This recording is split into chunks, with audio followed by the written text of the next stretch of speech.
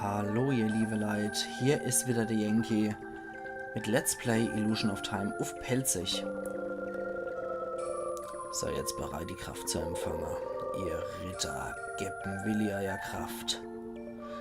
Okay, das sind die Ritter des Lichts, die Wiedergeborene anscheinend, die Eltern vom Neil, irgendein Unbekannte, Seth, der Vater von Willi und Hamlet ist auch einer von den Ritter. Als der Willi und die Kara sich vereinten, wurden sie eins mit dem Ritter des Lichts. Kraftvolle Allianz war geboren. Die hat die dunkelste Kräfte beschworen und hat so den Feuervogel geschaffen. Okay, das heißt, diese ganze Seele inklusive Kara und Willi wären jetzt mit Shadow vereint und hätten so die Feuervogeltechnik noch ins Leben gerufen. Wir halten das Schicksal von der Menschheit in Hände. Gehen jetzt und begegnen dem Komet. Tja, da muss das so sein, ne? Gut. Ja, außenrum sind noch die Brocken von dem Komet zu sehen. Wir nähern uns dem Ding jetzt immer mehr, was sich immer mehr der Erde nähert. Generell sehr cool gemacht, wie ich finde. So. Dann auf zum Endkampf. Jetzt sind wir auf dem Komet drauf. Und... Blah, Alter, dein Gesicht. Igitt. Ja, der ist glücklicherweise nicht so besonders stark. Der Gesichtrian. Aber das ist ja noch nicht der letzte Kampf. Der Gesichtrian ist leider nur die Erstphase von einem großen Bosskampf. Autsch. Hör mal auf. So. Ja, und wir schießen jetzt auch hier die Feuervögel rum. Ich probiere natürlich so wenig Schade wie möglich zu fressen. Mit dem ekelhaften Plasma oder was auch immer der da ausrotzt, hier der Gesichtrian. Oder wie er auch liebevoll von mir genannt wird, deine Mutter sei Gesicht. So, da kommen wir her. Da gab es mal früher so einen hundsmiserabler Film, der in Kanak gesprochen wird. Also nur mit diesem Alter, ey, Alter. Der hieß tatsächlich, glaube ich, deine Mutter sei Gesicht. So. Aber ich bin mir noch nicht mehr so sicher. Da müsste ich jetzt auch nochmal googeln, um da nochmal ganz sicher sein zu können. Aber ich glaube tatsächlich, dass der Film deine Mutter sei Gesicht Käse hat. Und so würde ich den auch mal, habe ich den seit geraumer Zeit nur genannt. Aber jetzt kommt wirklich deine Mutter sei Gesicht. Jetzt kommt die große dunkle Gaia. Boah, da können wir uns bei unserer hiesigen Erden-Gaia vorstellen, wie die aussehen könnte, ne? Boah. Moment, gerade mal gucken, ob wir das als Schild verwenden können. Ja, das können wir. Hatte ich das noch so in Erinnerung, ja. Okay.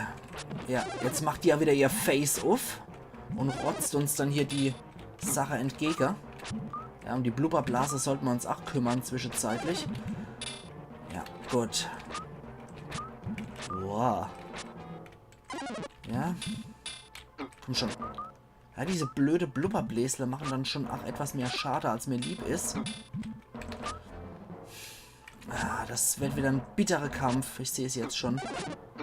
Alter Falter, ja. Das ist nur wieder eine dappische Bläsler. Ja, wir landen wieder hier. Ja, wenn ich näher drüber nachdenke, will ich es eigentlich gar nicht wissen. Wieder die Fanfare vom Gesichtrian und dann kommen wir wieder zu Dark Gaia. Alter Falter. Das wird ein jetzt schon sehr lustiger Kampf. So viel Schade, wie man doof fressen.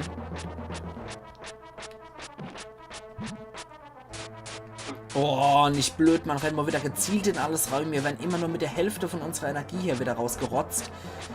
Das wird jetzt schon nichts. Das kann ich jetzt schon sagen, dass das definitiv nichts wird. Aber ich will trotzdem alles geben.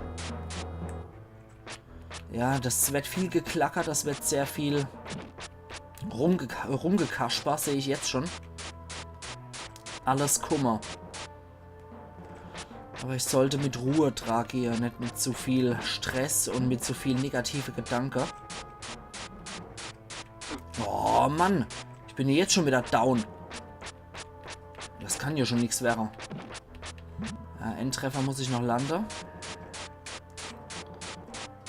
Boah, Alter. Komm schon. Komm, den Ende kriegen wir jetzt noch hier. Aber jetzt kommt ja wieder Dark Gaia.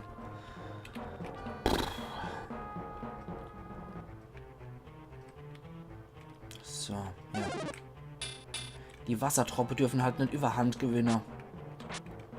Diese blöde Wassertroppe. Komm schon. Oh, Alter. Ja, das wird jetzt schon brutal. Das wird auch jetzt schon nix.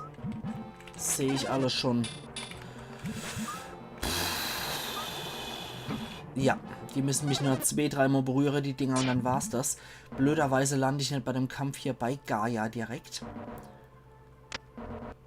Und ich habe hier nie wieder die volle Energie. Das ist so zum Kotzer. So.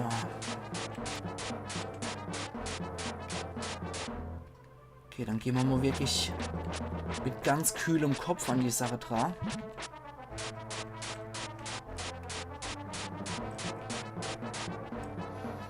So, teilweise muss ich dann auch wirklich Sprecher einstellen, sonst wird das zu brutal und ich mache zu viele Fehler, wenn ich zu viel schwätze. Ach, das sehe ich schon, Kummer.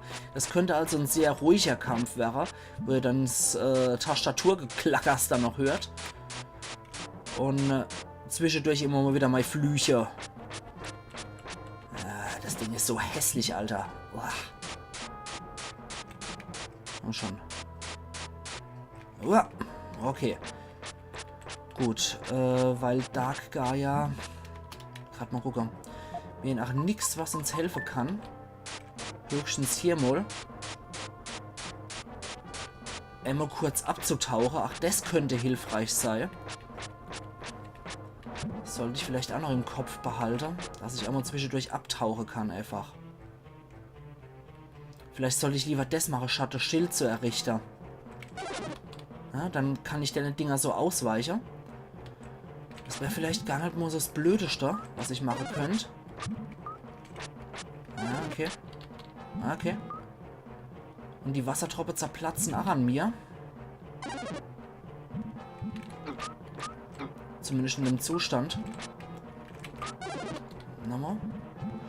Probieren wir es doch mal so aus. Okay. Wieder runter. Das funktioniert irgendwie. Ja. Okay. Ist zumindest schon mal ein Anfang. Ist ein Anfang, mit dem wir schaffen können. Wenn es jetzt in dem Rutsch nichts wird, dann sei es halt drum. Aber... Ja. Alter Falter, die ziehen auch viel zu viel ab, diese Scheißdinger. Dann kann ich ja nicht immer ausweichen für eine blöde Troppe. Ja, das wird hochgradig gefährlich hier. Aber es ist zumindest ein richtiger A-Satz. Das habe ich jetzt kaum sehr, ja. Aber es ist zumindest der richtige A-Satz. Okay. Schweinsgalopp, Schweinsgalopp. So. Wir probieren es nochmal. Immer in der richtigen Abstände mal liquidiere. Dann läuft das auch. Das ist halt wirklich etwas, was ich sehr schade finde am Spiel. Dass ich nicht mit voller Energie wieder irgendwo droppen kann. Noch einmal. Immer zum richtigen Zeitpunkt dann mal wieder... Opala. Zum richtigen Zeitpunkt liquidiere. Okay, den Treffer habe ich noch gelangt. Gut. Ja. Ups. Ja, genau. Gut. Komm, geh auf, du Gosch. Und wieder zur richtigen Zeit zu Wasser wäre. Ah, Emul habe ich jetzt nicht ausweichen können. Das war etwas blöd von mir. Aber noch läuft das. Jetzt sind wir gleich wieder bei Dark Gaia. Dann probieren wir es noch einmal. Also ich muss auf jeden Fall diese blöde Wassertropfe irgendwie entfernt kriegen. Anders wird's nix. wenn sie selber angreifbar ist, ist das keine große Schwierigkeit. Ich kann viel abziehen im Zug. Die Wassertropper sind hier das große Problem. Oder was auch immer für Energietropper oder was auch immer das sein soll.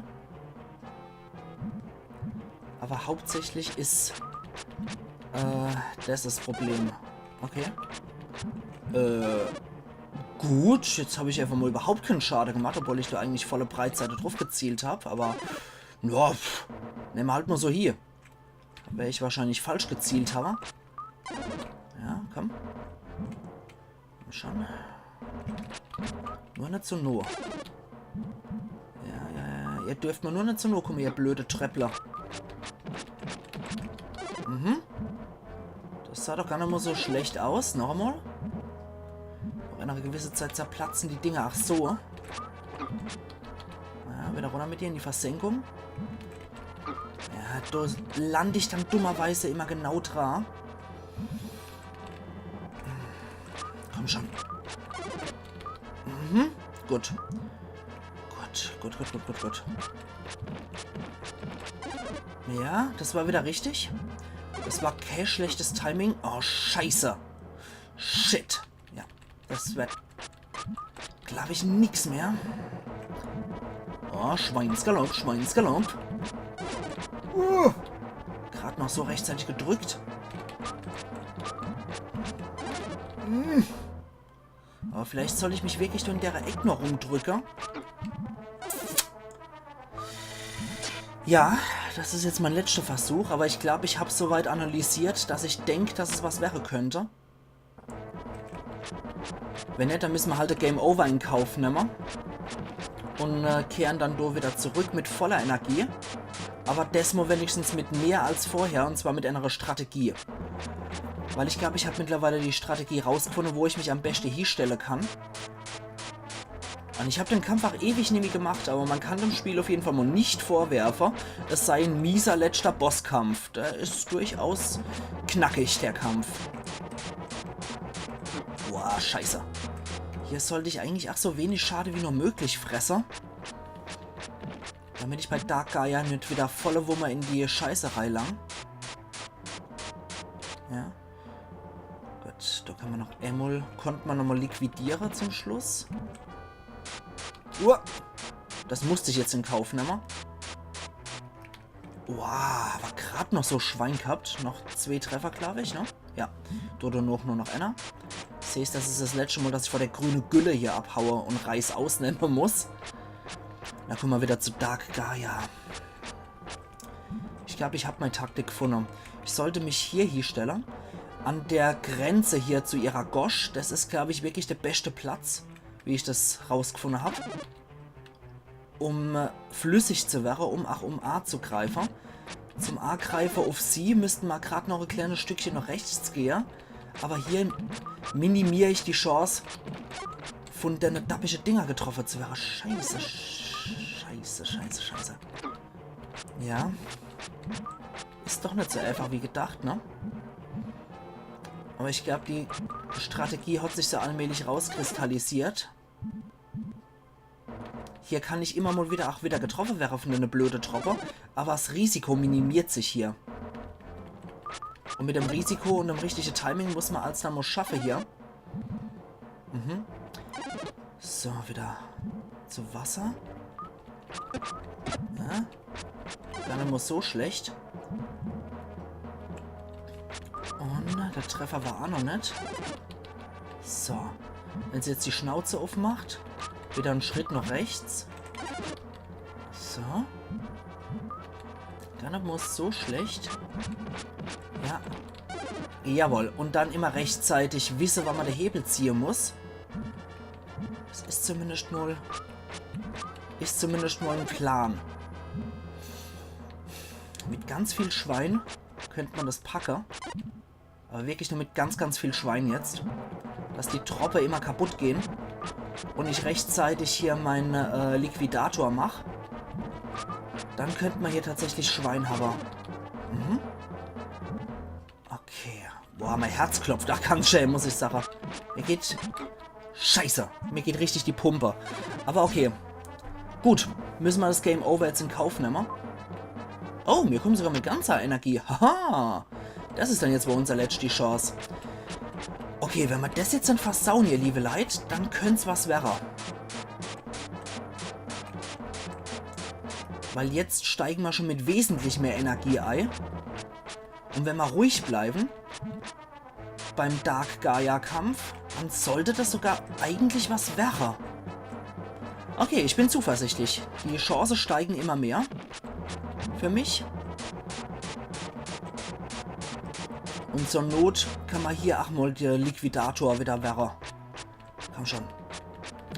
Du Dark Xichtrian. Scheiße. Das war blöd, das war zu schnell. Da habe ich zu langsam reagiert. Ja, noch 2 Treffer. Wir machen das jetzt einfach mal. Gut. Noch 2 Treffer. Das ist das letzte Mal Ausweicher. Das wäre halt schön, wenn das der Endkampf gewesen wäre, aber so leicht machen sie es uns dann leider auch nicht. So. Hier wieder die Eck. Die Eckfinne. Und ab da müssen wir dann loslecker, ja. Wenn wir von dort aus unsere Angriffe starten, müsste das machbar sein. Gerade nochmal Wasser. Ja. Bis dort hier sich nämlich auch die meisten von der dappische Blose verflüchtigt. Wenn wir jetzt nicht wie ein narrisch Hinkel hier durch die Gegend rennen, sondern wirklich nur an unserem Ort verweilen, dann müsste das eigentlich was wäre. Habe ich eine größere Chance als vorher. Bei all den Maler. Ja, ein paar Mal könnte es passieren, dass uns die Truppe treffen. Aber die Chance ist hier minimiert, wie gesagt. Ah, scheiße. Das war jetzt etwas zu spät gedrückt. Ja, komm, wenn ich jetzt nicht schlampf und jetzt wach bleib, dann müsste das eigentlich hier was wäre, der Durchlauf. Aber wirklich mit der allerletzten Reserve, die wir parat haben. Weil jetzt sind wir over bei den Kristalle bei 0,0. Ja, perfekt. Wenn wir jetzt noch einmal eine Runde durchhalten. Und wenn es das nächste Mal die Gosch aufmacht, dann kann ich aber die Fraser schrote. So, perfekt. Ja, das macht mich doch zuversichtlich. Noch ein letztes Mal. Und Schweinsgalopp. Komm schon.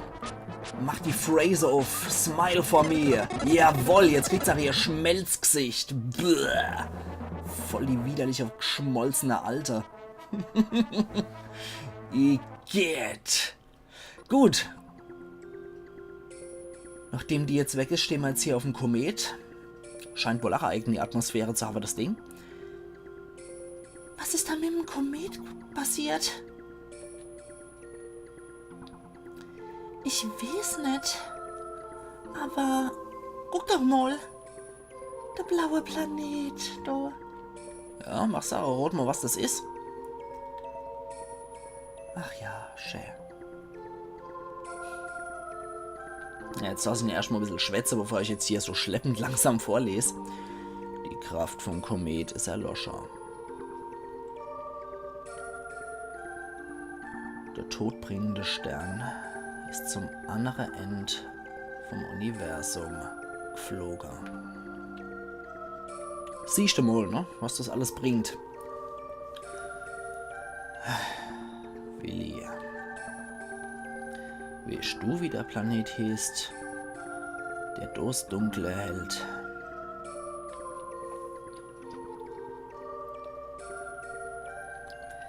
Ist das die Erde? Richtig. Die Erde. Ja, das ist immer etwas schleppend langsam hier mit der Texte. Sieht das nicht wie Oase in der Wüste aus.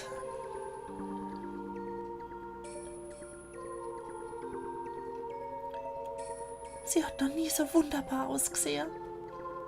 Für Astronauten muss das auch großartig sein, sowas aus der Entfernung zu sehen. Aber sie sieht ein bisschen einsam aus. Du in der Dunkelheit. Dennoch muss das ein absolut großartiger, ehrerbietischer Anblick sein, wie ich finde. Eine fremde Stimme. Ja, die Erde ist wieder erwacht. Ja, dreimal dürfte auch rote, wer das jetzt wieder ist. Mama? Ja, es ist Willis Mutter. Die Erde. Eine Mama mit Millionen von Kindern.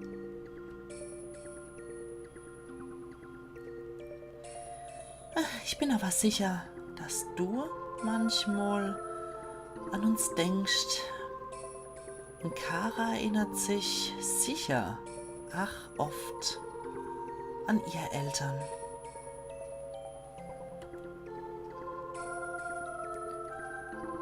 Der Erde geht's genauso. Sie wird einsam, wenn ihr Kinder sie vergessen. Ich habe gedacht, jetzt kommt verlassen, aber okay, vergessen. Was ist es für ein Gefühl? Die Welt, in der man lebt, von außen zu betrachten. Ja, eigentlich ist sehr gut die Frage. Ich glaube, wie gesagt, das ist sehr ehrfurchtgebietend. Es ist, als ob wir Götter wären. Ich denke, ein mittelalterlicher Mensch könnte durchaus so empfunden haben. Jeder von unseren Freunden sollte das sehen können. Na, du arbeitet Elon Musk gerade dran. Nee, alle Bewohner der Welt.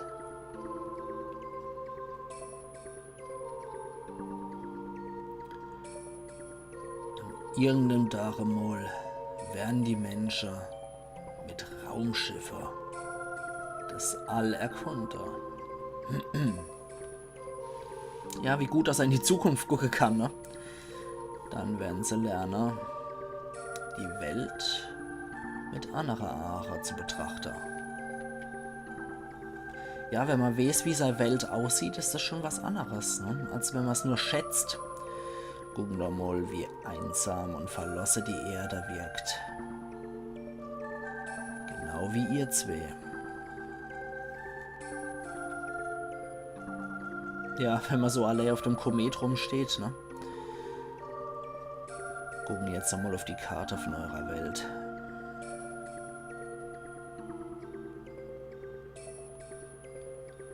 Motor? Die Karte fängt an, sich zu verändern.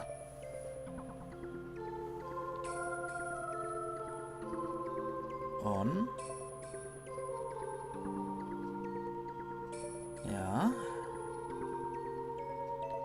Da ändert sich ein klein bisschen was hier. Sieht bloß so aus, als würden die Kontinente allmählich richtig Form annehmen. Wobei, ja, wirklich Form annehmen. Ja, so ist schon besser. So sieht es ja schon eher aus. Die Kontinente haben ihr Form verändert. Ja, so sieht die Welt richtig aus. Nur ohne Arktis und Antarktis hier dargestellt. Ich glaube, ja, Australien ist drauf. Das ist die neue Welt. Die neue Welt?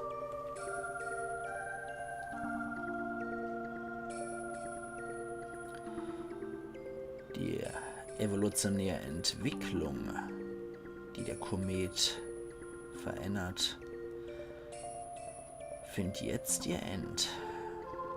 Das ist anscheinend dann die letzte Evolution, ne?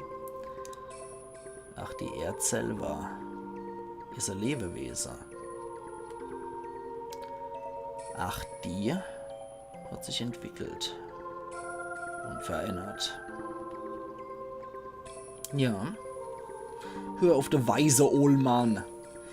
Jetzt, wo der Komet seinen Einfluss verliert, kehrt die Erde zu ihrem Ursprung zurück. Und jetzt erklärt sich auch, warum die Karte so merkwürdig historisch zwar angelehnt ist mit manchen Orten, aber kartografische absolute Katastrophe war.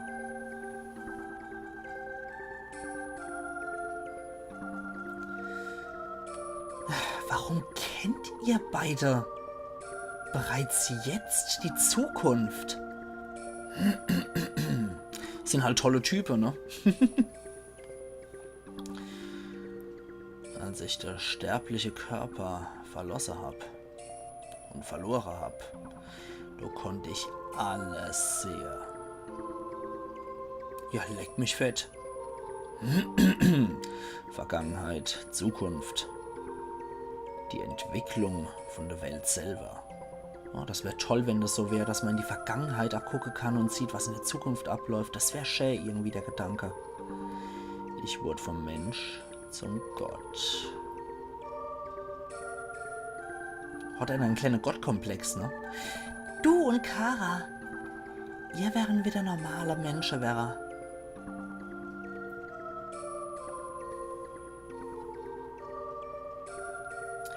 Ihr müsst aber keine Angst haben.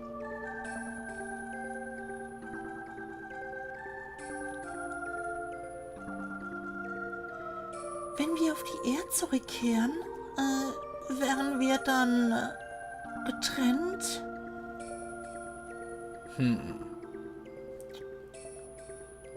Ja.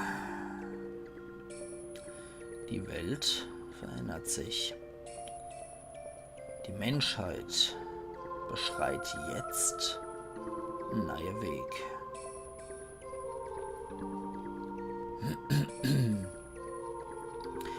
Ihr zwei habt von all dem nichts geahnt, als ihr euch am Südkap getroffen habt. Sieht so aus, ne? Sonst hätte man sich vielleicht noch mal überlegt. Aber als die Welt das Licht und die Ritter benötigt hat, habt ihr euch erneut zufällig getroffen. Oh, ich mag das nicht, dass die Leute in Zeitlupe retten. Lassen uns die Welt angucken, bevor das Licht vom Komet erlischt. Okay. Ich wünsche euch beide ein glückliches Leben und eine schöne Zukunft. Ergänzen wir das Ganze mal. Ich habe jetzt echt gedacht, es kommt ein glückliches Leben, aber ich wünsche euch eine glückliche Zukunft. Aller Haupt, dann halt eine glückliche Zukunft. Gut. So. Und wenn die Welt gerettet ist, dann können die Leute immer nur in Slow Motion noch retten. Aber schade jetzt, dass die sich halt so trennen müssen. Willi, komm her. Lass mich dich angucken.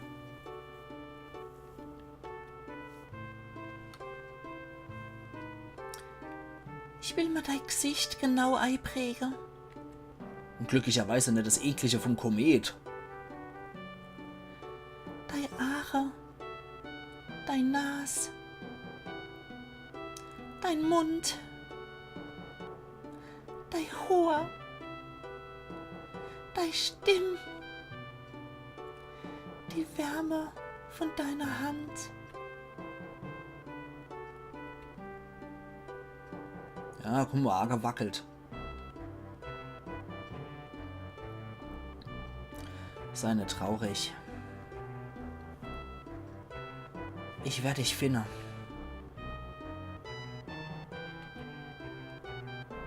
Egal, wie lang das es dauert. Und egal, wo ich suchen muss.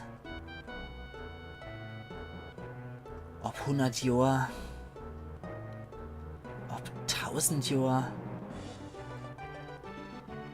Ich werde dich finden. Sehr ramondisch, der Willi.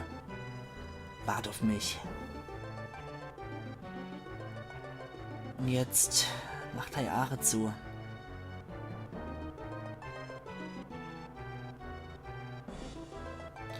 Ach, Willi.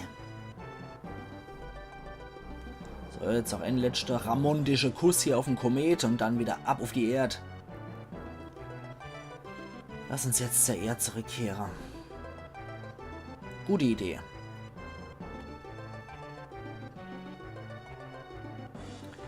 Alahop. Das ist auch schön. Von so sei es auf pelzig Alahop. Schöne Übersetzung. Gut. Dann gilt es einmal letztes Mal, sich in der Liquidator zu verwandeln. Den wir so seit kurzem erst kennen und wieder ab zur Erde, ne? Ja, als Sternchen geht's hier Mitte in die Erdreihe. Sieht aber aus, als wäre in Nordamerika gelandet oder Südamerika. Es könnte auch Südamerika sein. Und da sind wir hier direkt bei der Großstadt. So sieht die neue Welt aus. Wir sind direkt in den 1990er Jahre gelangt. Gewitterleid, die Erde hat sich zwar verändert. Aber aus der Ferne betrachtet bleibt sie der blaue Planet. Ja, noch. Solange nicht alles zugepflastert wird, solange sie wie in Coruscant aussieht, ist alles in Ordnung. Häuser in die Wälder ersetzt. Aus Flüsse sind Straße geworden. Aber die Bewohner, die haben sich's Lacher bewahrt. Auch noch, ne? Nur die Erde selber. Die wird bald nichts mehr zu lachen haben. Eine sehr offensive Botschaft, von wegen hört auf mit der Erdausbeutung, wo ich auch sehr dafür bin. Auch wenn das sehr Greenpeace-mäßig klingt, aber man kann die Welt einfach nicht ausbeuten und dann noch weiter drauf leben. Aber Kara und ich beginnen jetzt mit unserem Leben von vorne. Mit neuem Bewusstsein.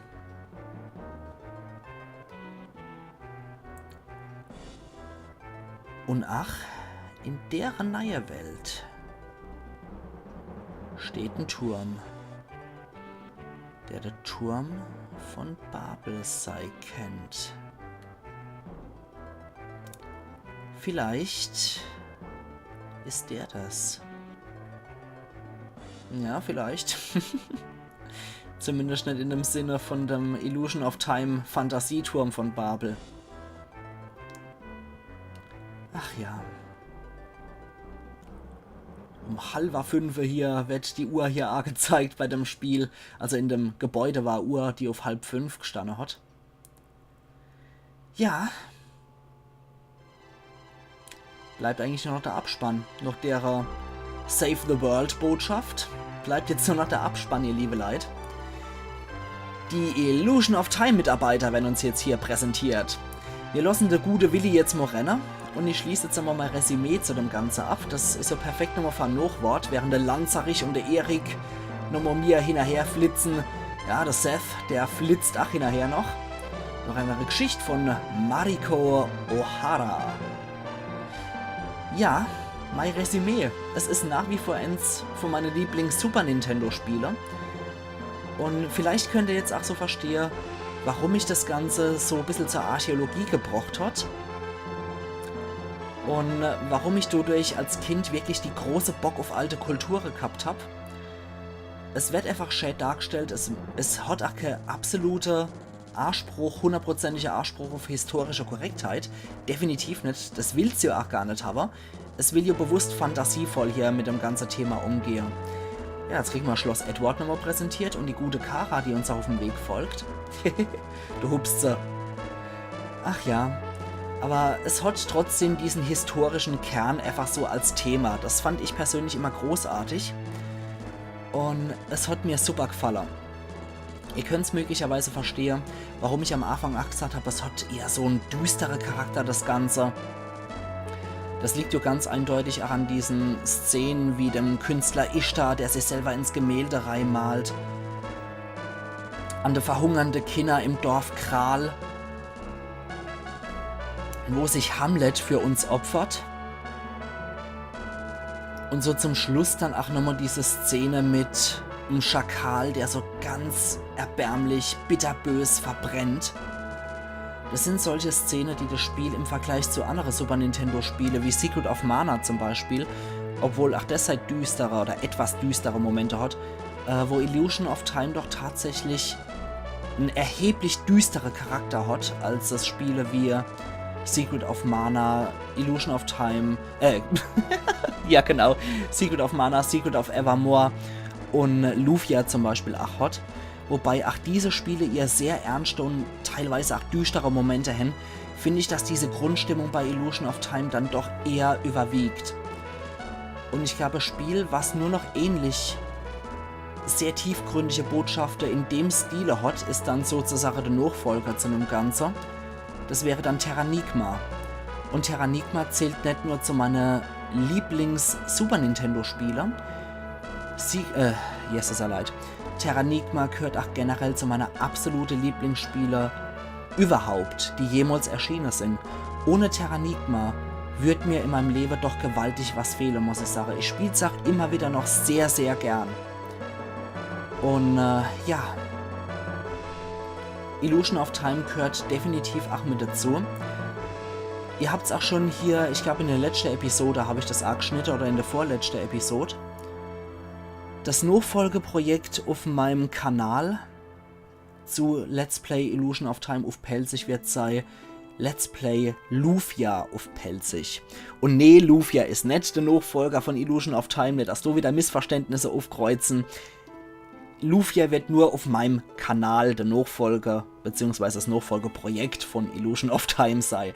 Also nicht, dass wir da wieder auf Missverständnisse stoßen. Der Nachfolger wird hier sein, der dann übermorgen direkt startet, Let's Play Lufia auf Pelzig. Und dann werde ich auch definitiv noch Kras Vorschlag in Angriff nehmen. Kra wollte ja unbedingt, dass ich Chrono Cross spiele. Ich habe ja vorher noch Chrono Trigger gespielt, wofür ich durchaus auch sehr begeistert war, muss ich sagen. War ein Spiel, was ich nicht gekannt habe bis dato und was ich dann auch sehr, sehr gern gespielt habe und was mir dann storytechnisch dann auch sehr zu Herzen gegangen ist. Deswegen Chrono Cross würde ich eigentlich ganz gern noch Lufia spielen. Da bräuchte ich allerdings noch eine Hilfe bezüglich eines Emulators, um das Ganze zu spielen. Also wenn wenn du das guckst und bei Illusion of Time jetzt so reinschaust, falls du einen entsprechenden Emulator kennst, nenn ihn mir bitte. Du warst ja auch so freundlich, mir für Chrono Trigger noch die deutsche Version zu geben, damit ich die nicht auf Englisch spielen musste. Also, wenn es möglicherweise was gibt hier, Chrono Cross auf Deutsch und ein entsprechender passender Emulator, bitte, ich wäre sehr dankbar drum, wenn du mir das Ganze nochmal nennen könntest, weil du bist definitiv nicht vergessen, keine Angst. Nur, ich möchte jetzt dann noch, wollte dann eigentlich Illusion of Time dann noch machen als Projekt und ich wollte dann, also Final Fantasy 9 auf jeden Fall, und dann wollte ich Illusion of Time als Projekt unbedingt machen, weil mir das sehr am Herzen liegt. Und dann wollte ich dann auch auf jeden Fall auch noch Lufia machen, weil das auch so ein großes Spiel meiner Kindheit ist. Und ja, dort noch bin ich wieder offen für alte Klassikprojekte, könnte man sagen. Und wenn ihr nochmal wisst, wie das beim ZSNES für Windows, eine etwas ältere Version von dem Ding, funktioniert, mit PlayStation 4 Controller anschließe, dass ich auf den Controller und nämlich auf die Tastatur spielen kann, dann wäre das auch sehr freundlich, wenn ihr mir dort detaillierte Hinweise geben könntet. Ich sage das jetzt alles auch bewusst hier in dem letzten Video, weil ich weiß, dass diese letzten Videos teilweise dann eher geguckt werden als mittendrin im Projekt. So, jetzt tauchen hier auch nochmal die ganzen Charaktere auf, die ich mit Kara zusammen abrenne, wie Neil und die Oma und Opa, dann noch ihr Eltern, der Ede und die Edwina. Ja, der Alte, der schier der Atem schon so viel war, als er gesprochen hat, in Ivory, in dem Dorf von der Lily. Ach, die Vampire sind tatsächlich auch noch hier, euer Hochwohlgeboren. Nachdem der Komet erlischen jetzt die. Ishtar der Maler und eins von den seelenlosen Klaus Kinski-Engeln ist auch noch hier. Der Halsenei, ja, den kennen wir auch noch, der Gifttrinker. Dann noch die Eltern vom Nil. Hat schon eine relativ große Fülle an NSCs, muss ich sagen. Dorowski und andere Knöterich, dessen Name ich schon irgendwie weiß, die arme Kinder, die zu Sklave gemacht wurden aus der Region Kral um Angkor Wat. Die evolutionstechnisch hochversierte Krux. Natürlich noch der Schakal. Ich ziehe meinen Hut vor dir, vor deinem ekelhaften Tod, du arme Sau. Das hat echt kein Schwein verdient, so ekelhaft zu verrecken. Hamlet ist wieder mit dabei. Und ja, wir sind bei einer doppelt so langen Episode, aber ich finde, es macht nichts. Da mache ich jetzt auch keine 2 Episoden draus. Seitdem auch mein Zuschauer abgesprungen ist, der sie immer kritisiert hat, dass ich doch so lange Episode nicht machen soll, ist es mir mittlerweile auch egal, wie lang die Episoden sind. Von daher, schöne 40 Minuten Episode als Abschluss. Wir haben genau 30 Episoden vollkriegt von Illusion of Time. Und übermorgen startet dann direkt Let's Play Lufia auf Pelzig. Ihr könnt den Fernseher jetzt ausschalten, gibt nichts mehr zu sehen anscheinend. Okay. Gut. Dann habe ich damit jetzt das Spiel beendet. Und nachdem ich jetzt hier noch Schäde A-Knopf gedrückt habe, landen wir nochmal hier in einer Endsequenz. Von wegen, es gibt nichts mehr zu sehen, ne? Die Schulglocke, das kennen wir ja noch, ne?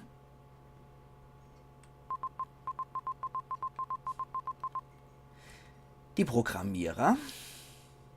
Ja. Vom Spiel.